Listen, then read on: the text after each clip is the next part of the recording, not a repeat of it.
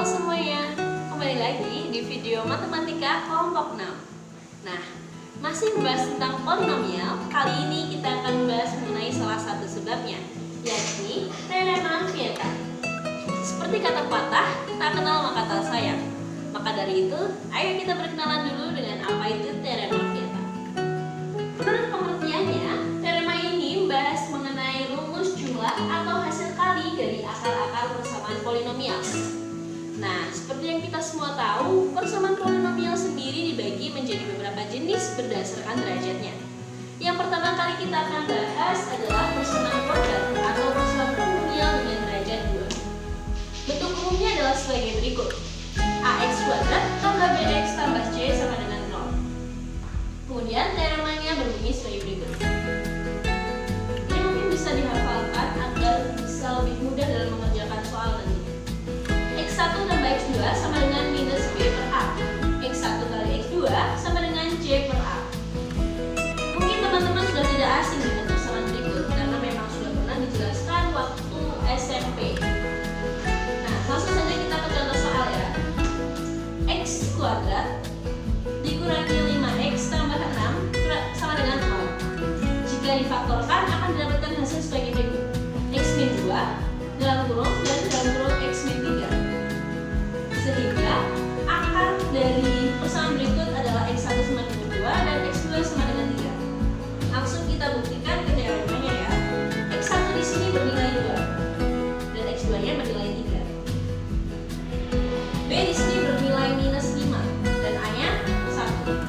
Mari kita masukkan. Minus 5 2 ditambah 3 hasilnya adalah 5 dan minus 5 per 1 adalah 5. Oleh karena ini, teorema ini terbukti benar. Kemudian lanjut ke pembuktian selanjutnya.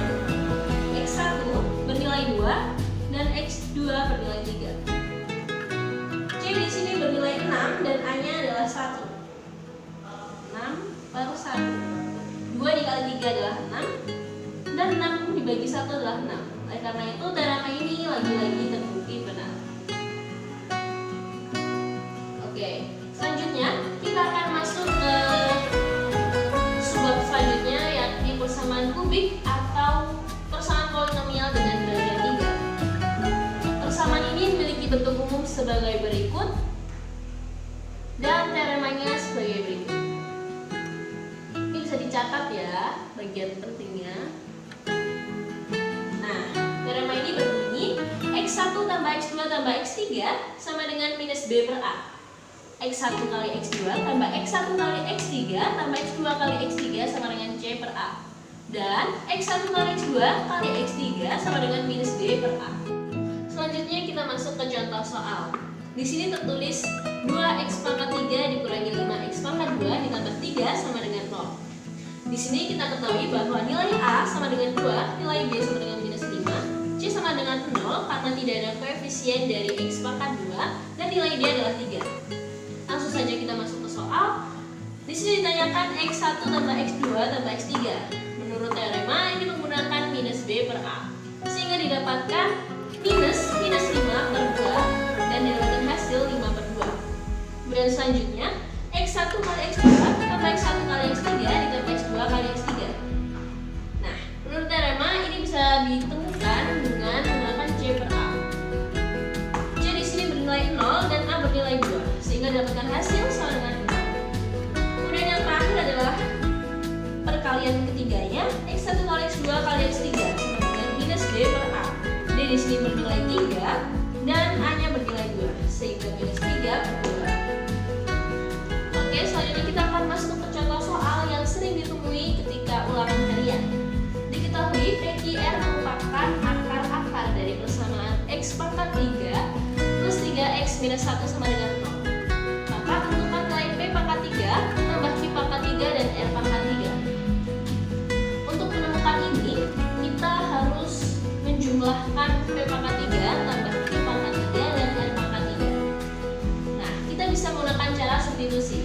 Ini P dimasukkan ke persamaan ini sehingga didapatkan seperti ini. P pangkat 3 tambah 3P minus 1 sama dengan 0. Q pangkat 3 tambah 3Q minus 1 sama dengan 0 dan R pangkat 3 tambah 3R